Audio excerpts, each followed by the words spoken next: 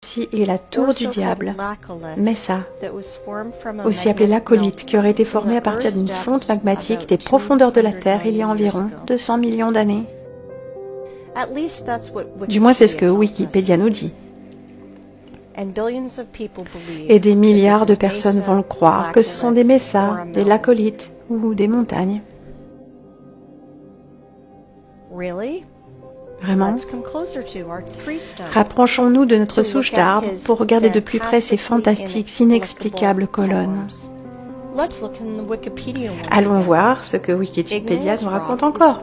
Roches internes formées par le refroidissement et la solidification du magma ou de la lave. Vraiment? Quelle lave incroyable et intelligente qui s'est juste immobilisée en de parfaites colonnes hexagonales de 300 mètres de haut.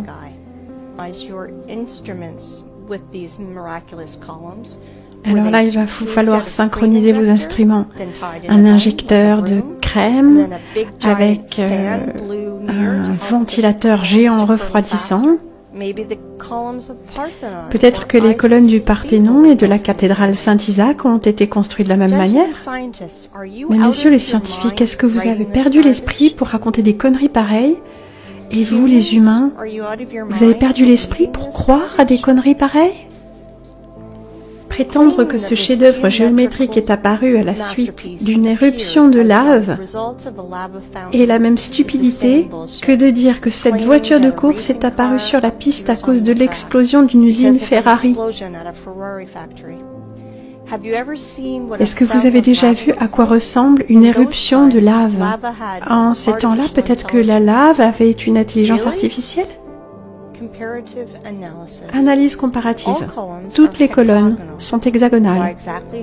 Pourquoi exactement hexagonales? Parce que tous les chefs-d'œuvre de l'univers sont constitués de cette manière. Il n'y a pas deux flocons de neige identiques, mais ils ont tous une forme parfaite hexagonale. Les abeilles aussi, sans connaissance aucune des mathématiques, ont clairement identifié qu'un hexagone régulier a un périmètre plus petit que toutes les autres formes de superficie égale, de sorte qu'elles peuvent utiliser l'espace beaucoup plus efficacement. Elles peuvent remplir la forme de façon plus efficace. Lorsque les abeilles construisent des alvéoles, elles essayent instinctivement de les rendre les plus spacieux possibles et d'économiser le plus de cire possible. La forme hexagonale est la figure la plus économique et efficace pour la construction d'alvéoles. Les moutons aveugles ne peuvent pas comprendre que notre univers est fractal et que c'est pourquoi il n'y a pas de différence à l'étudier à des échelles différentes, que ce soit à l'échelle d'une montagne ou à l'échelle de l'arbre à votre fenêtre. Et maintenant, ouvrons donc un manuel de botanique. Nous allons chercher la structure d'une plante et la comparer avec notre souche géante. Nous n'irons pas creuser très loin, juste des faits qui nous semblent évidents en comparaison avec la photo de la souche. De ce fait, il sera tout à fait inutile d'essayer d'argumenter contre ces faits. Je veux vous présenter la section transversale d'une tige de lin. Bien, bien, messieurs les biologistes, avez-vous remarqué quoi que ce soit? Non? Regardez. Au centre, on voit bien la ressemblance avec les alvéoles. Waouh! Ils sont tous hexagonaux. Eh bien, quelle coïncidence!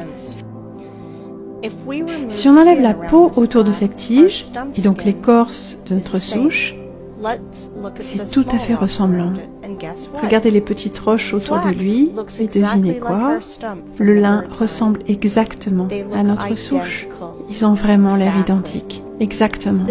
Les fibres de la souche, comme les fibres de la tige de lin, ont une forme hexagonale qui préserve parfaitement sa géométrie tout le long du tronc.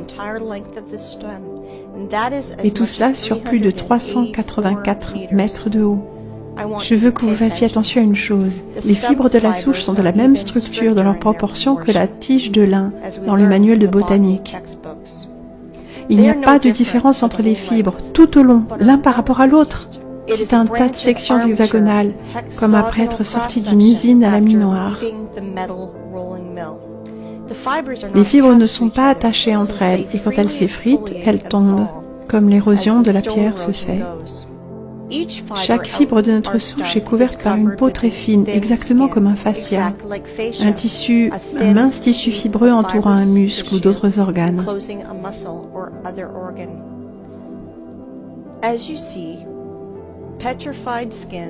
Comme vous le voyez, la peau pétrifiée en contact avec le vent et l'humidité se fissure et s'effrite et tombe. C'est une preuve directe et évidente que les fibres de la souche sont composées d'au moins 2 composants, placés l'un dans l'autre.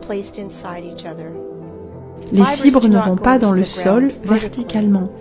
Elles vont progressivement se courber et se transformer en un système de racines, comme font les arbres. Comme vous pouvez le voir, l'histoire officielle d'une solidification spontanée et accidentelle de la lave, c'est de la connerie à 100%. Et ça tombe à l'eau très rapidement. Hollywood, en 1977, a produit un film appelé Rencontre du troisième type, avec la tour du diable qui en joue le rôle principal, où on nous dit une centaine de fois que c'est une montagne où l'on peut rencontrer des aliens. Mais cette foutaise est uniquement bonne pour de simples d'esprit. Et où sont donc passés vos yeux? Monsieur les biologistes, géologues, paléontologues, est-ce que vous êtes parmi nous? Vous étudiez le monde derrière un masque de soudure? Et maintenant, regardons la taille que cet arbre a eu un jour. Nous allons utiliser la formule que j'ai mentionnée plus tôt. Le diamètre de notre souche se trouve donc à 300 mètres de la base. Si on calcule 300 fois 20, nous allons obtenir une hauteur de... Vous êtes prêts? 6 km. 6 km de haut. Imaginez-vous une seule seconde.